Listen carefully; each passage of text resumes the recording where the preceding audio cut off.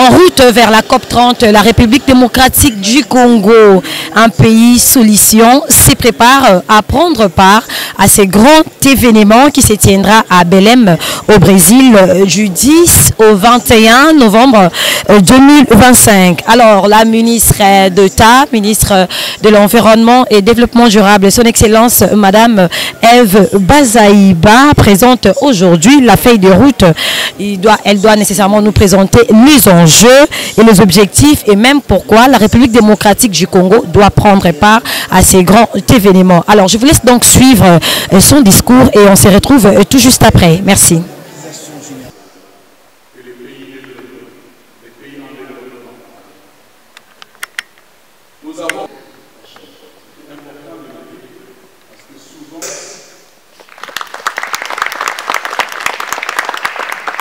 Je voudrais saluer votre présence ici.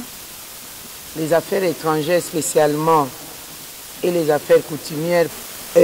Monsieur le secrétaire général plutôt du ministère de l'Environnement et du Développement durable, très chers partenaires techniques et financiers, mesdames et messieurs représentants des institutions locales, chers responsables des organisations de la société civile, nous sommes réunis ce jour pour procéder à la présentation de la feuille de route de la participation de la République démocratique du Congo à la 30e conférence des parties à la Convention cadre des Nations Unies sur le changement climatique, réunion qui aura lieu à Belém, au Brésil, du 11 au 22 novembre prochain, et nous sommes venus aussi échanger à ces propos.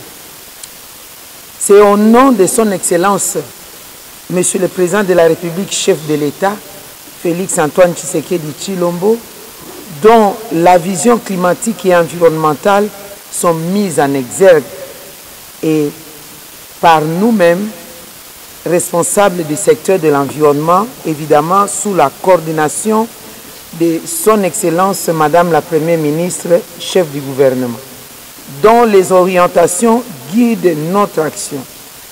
Et je saisis cette opportunité pour saluer tous les participants à cette activité et vous félicite chacune et chacun de manière particulière car c'est ensemble que nous sommes en train de gagner le pari de récupérer le leadership climatique et environnemental de la République démocratique du Congo, notre riche et beau pays qui se positionne aujourd'hui dans le monde comme étant un pays solution face à la crise climatique. En effet, il vous souviendra qu'à notre avènement à la tête du ministère de l'Environnement et Développement durable en 2021, la principale mission qui nous a été confiée par le gouvernement de la République était de récupérer justement le leadership régional et international de la République démocratique du Congo qui avait perdu dans le secteur environnemental et climatique, ceci en dépit de ces immenses ressources naturelles dont les forêts, les ressources hydriques, minérales et en biodiversité qui à ce jour sont incomparables et demeurent inégalées.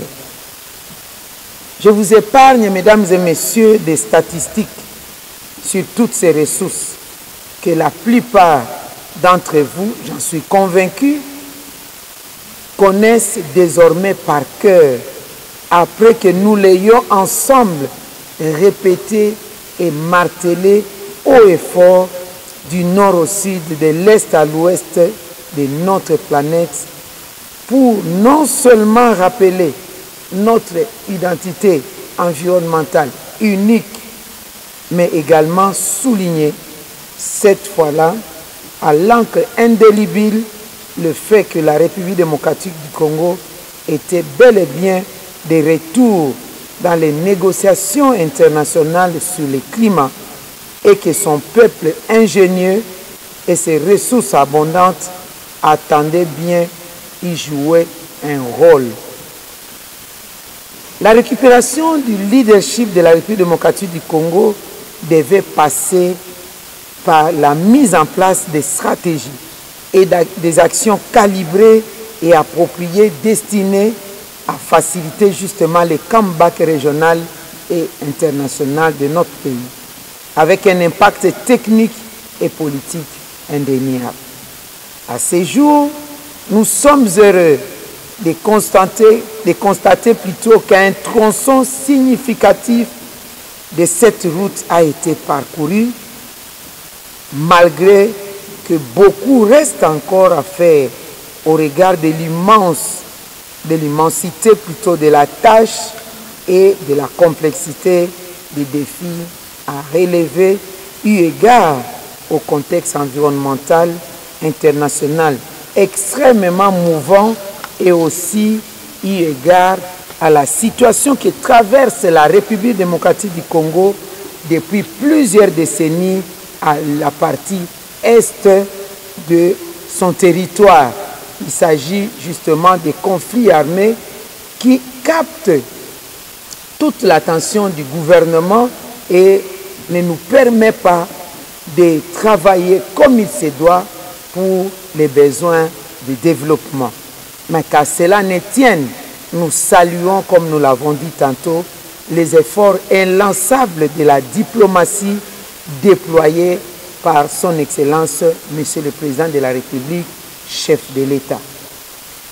C'est ici l'occasion de rendre aussi un vibrant hommage à nos partenaires d'appui technique et financier qui nous ont accompagnés et nous accompagnent encore dans ces processus dont l'ultime aboutissement sera l'amélioration de la protection et de la gouvernance de nos ressources naturelles, ainsi que l'amélioration des conditions de vie de nos communautés locales et peuples autochtones vivant aux dépens de ces ressources naturelles qui sont prêtes et ont toujours été prêtes à sauver l'humanité, et les sacrifices qu'ils consentent nécessitent une compensation ou l'alternative à leur vécu quotidien.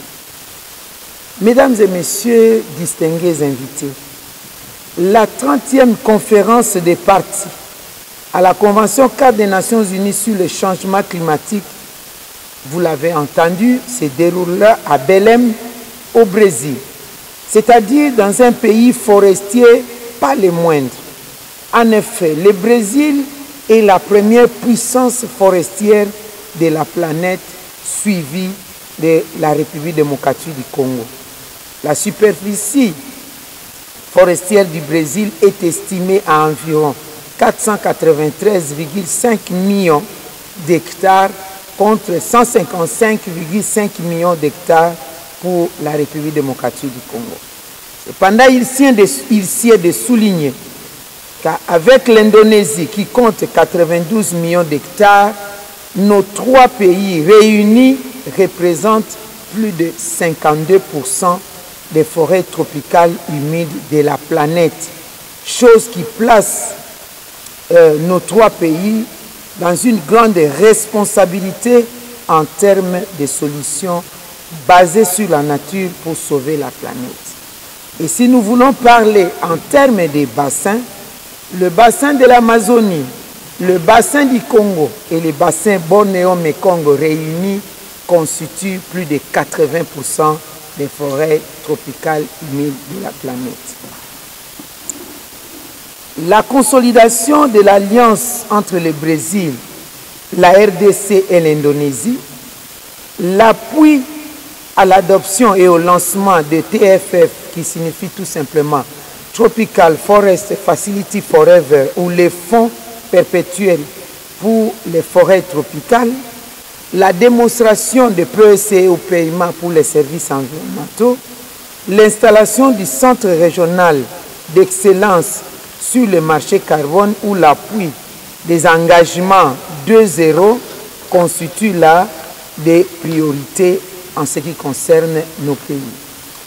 Saisissant ainsi l'opportunité de cette conférence des partis. Au Brésil, la République démocratique du Congo s'est fixé environ 5 priorités majeures sur lesquelles le ministère de l'Environnement et du Développement durable et ses partenaires concernés ont commencé déjà à travailler depuis de nombreux mois. Il s'agit de, premièrement, la consolidation de l'alliance conclue le 14 novembre 2023 à Bali, en Indonésie, entre le Brésil, la République démocratique du Congo et l'Indonésie. Cette alliance vise à coaliser les efforts de ces trois puissances forestières en ce qui concerne l'action climatique.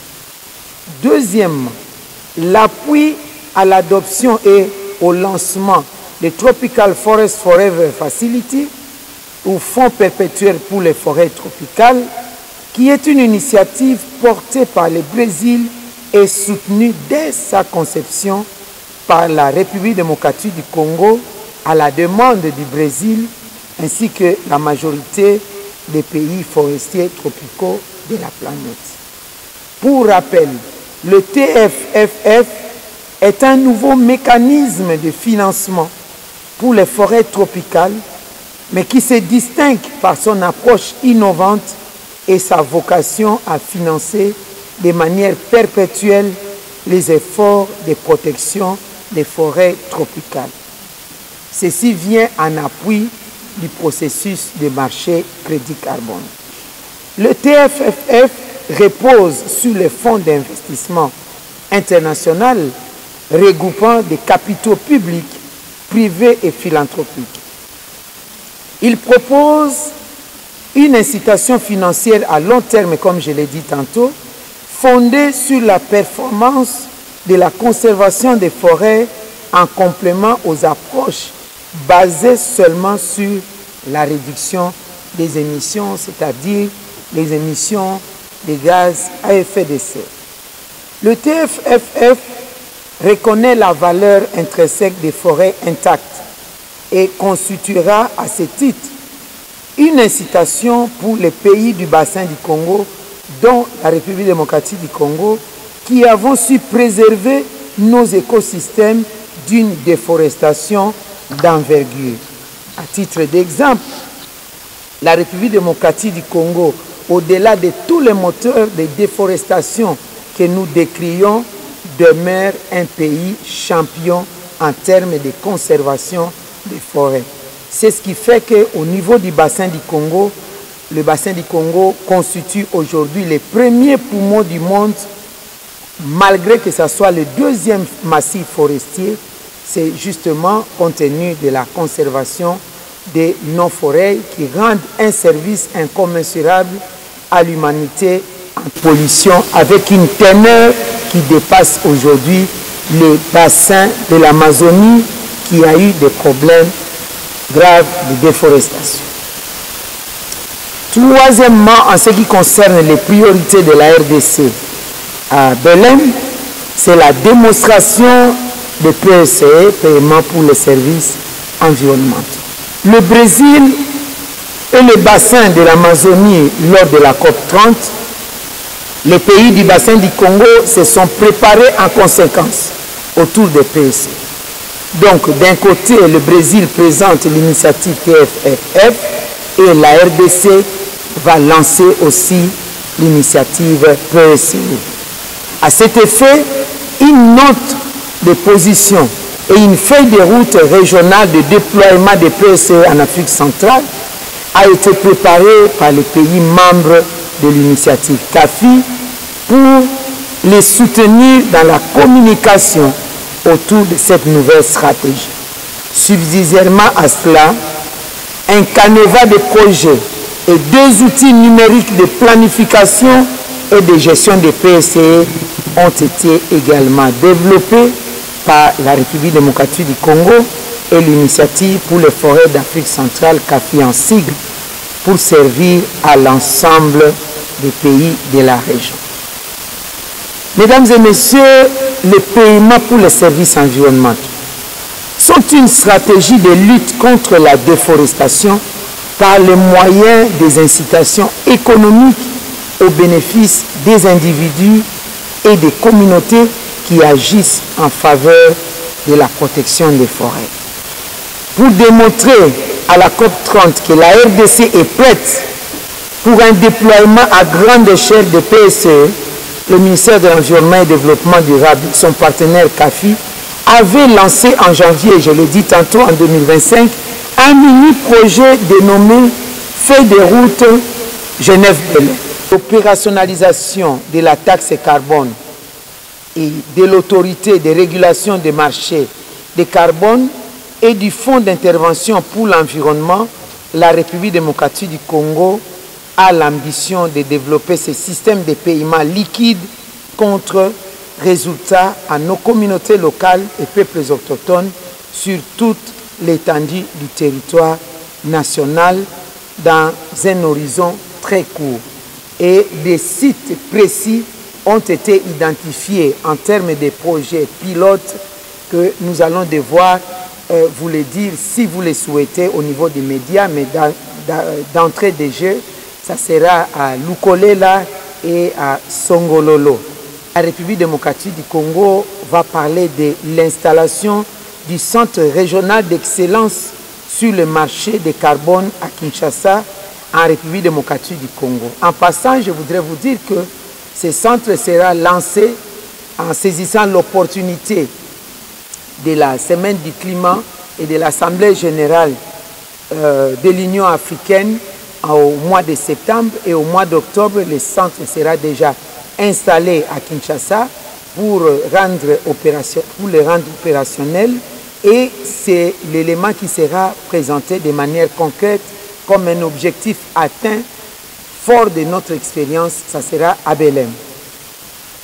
Le marché du carbone s'impose comme un mécanisme essentiel pour encourager des actions et des initiatives visant l'atténuation des émissions de gaz à effet de serre, tout en ouvrant de nouvelles opportunités de financement pour le développement durable. Enfin, c'est dans le cadre du partenariat pour les forêts du bassin du Congo, PFBC, la République démocratique du Congo apportera son appui à un nouveau pledge ou un nouvel engagement de la part des bailleurs de fonds à Belém, qu'on appelle pledge 2.0, parce que le pledge 1.0 ou l'engagement 1.0 s'était fait à Glasgow lors de la COP 26, et lors de la COP 30, il y aura un nouvel engagement de tous les partenaires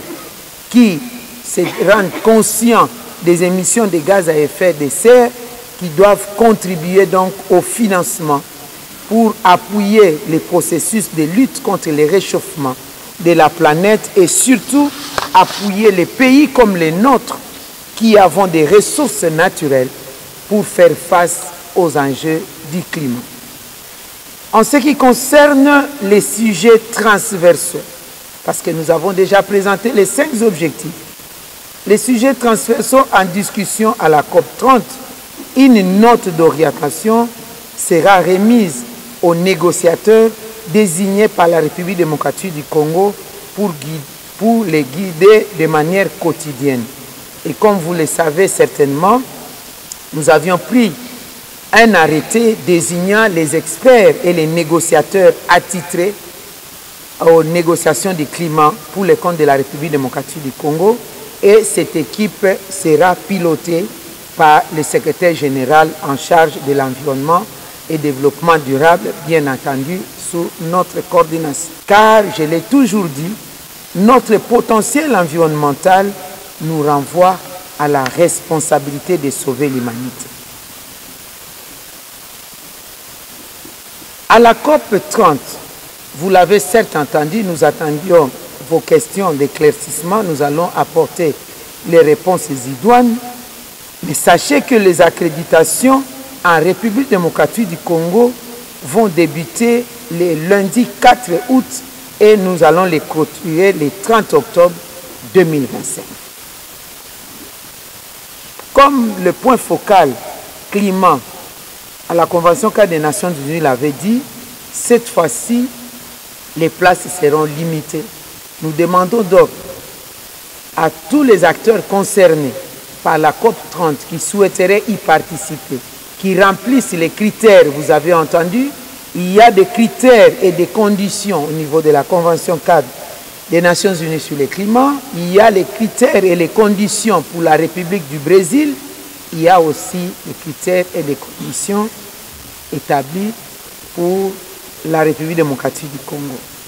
Donc, vous allez avoir un site qui sera ouvert pour l'accréditation et il y a un index qui sera aussi établi au sein du ministère de l'Environnement et du Développement durable pour recevoir toutes les demandes. En attendant, vous pouvez accéder au site du ministère de l'Environnement et du Développement durable pour avoir d'autres informations supplémentaires. J'invite donc toutes les parties prenantes à cette prochaine COP à poursuivre les efforts en cours et à faire montre des disciplines d'organisation en vue d'une prestation réussie, comme d'habitude, de notre pays à ses assises mondiales. Ceci tant sur les activités transversales sous l'égide du secrétariat de la Convention cadre des Nations Unies sur le climat que celles qui se tiendront dans les pavillons de la République démocratique du Congo. Je vous remercie.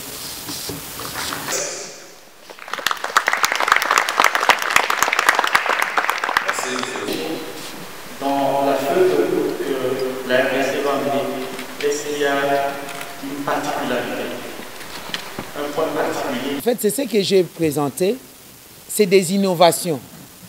L'innovation majeure que la RDC va présenter à la COP30, c'est le paiement pour les services environnementaux, le PSE, qui est une initiative nouvelle. Cette initiative se présente comment? Vous avez entendu le marché carbone, même si on a encore à expliquer, réexpliquer sur cette question du marché carbone, mais c'est un processus fastidieux, très technique, qui prend aussi beaucoup de temps. Mais à côté du marché carbone, nous avons maintenant cette initiative PSE qui est une initiative facile. Facile sur deux points. Premièrement, pourquoi PSE? PSE parce que le marché carbone s'occupe de mise en forêt en programme que là où il y a la menace. S'il n'y a pas de menace, c'est difficile d'aboutir avec l'action jusqu'à aller capter les fonds. C'est-à-dire, on ne donne des moyens que là où on voit qu'il y a la déforestation, il y a un danger d'érosion de la biodiversité, il y a un danger de déforestation. Un tel programme, un tel projet de développement des marchés carbone réussit. Évidemment, en passant par toutes les questions techniques, allant des inventaires, en passant par la quantification, des vérifications, et il faut tenir compte aussi des clips et des actions, des clauses sociales avec la population. Pour les services environnementaux, on paye les ménages, on paye même un individu qui fait cette action, on paye aussi une communauté, un groupement, une collectivité.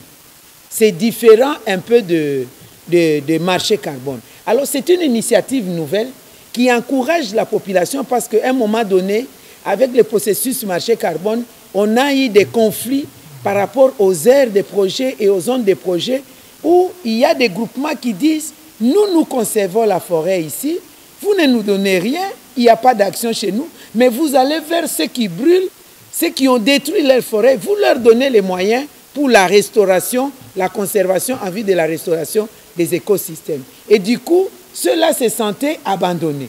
Alors maintenant, on encourage même ceux-là à continuer leur activité de conservation et chaque jour avec de petits moyens. Donc les exemples que nous allons apporter, ça sera quoi? Je vous ai parlé de Lukole, là, un site qu'on a pris pilote, on a parlé de Songololo, il y a un autre site, il y en avait trois. Ingende. Voilà, exactement, Ingende aussi. C'est-à-dire, nous nous préparons, nous sommes en train de préparer déjà tous ces sites. On est en train de suivre la communauté, les ménages ou les collectivités ou les groupements qui sont en train de protéger des écosystèmes environnementaux. Ceux qui respectent, par exemple, les périodes de pêche. On n'utilise pas les moustiquaires imprégnés pour pêcher, au risque de perdre même des alevins. Ceux qui respectent les périodes de chasse, et on ne tire pas un seul coup de feu de braconnage pour aller chasser, mais on utilise la chasse traditionnelle. Toutes ces choses, on comptabilise. Et ceux qui excellent dans les reboisements, que ce soit au niveau des espaces savanicoles ou alors des enchères de leurs activités. Ceux qui font l'agriculture sans brûler, avec de nouvelles méthodologies de l'agroforesterie. Alors, nous sommes en train de les suivre dans ces sites que je vous ai dit. À Belém, qu'est-ce qui va se passer? De là où nous serons, on sera en contact avec eux par le système de téléphone. Il y a un programme qui est placé où nous allons les voir et on leur dit, on calcule par satellite aussi, par les gens qui seront sur place, voilà les efforts que vous avez fournis à respecter les écosystèmes, à aider à la restauration, vous avez gagné autant. Comme un peu le système d'envoi des monnaies électroniques, et on calcule ces efforts, il y a des quotités, et on transfère l'argent directement, et la personne qui sera à Ingende, à Lukolela, à Songololo, qui avait participé à ça, voit entrer comme le message électronique, clic, clic, vous avez reçu autant pour les efforts que vous avez faits. Pendant toute une année, vous n'avez pas mis les feux dans la brousse, mais vous avez cultivé avec l'agroforesterie et vous avez récolté vos maïs, vous avez récolté vos maniocs ou les bananes plantains ou je ne sais pas quoi.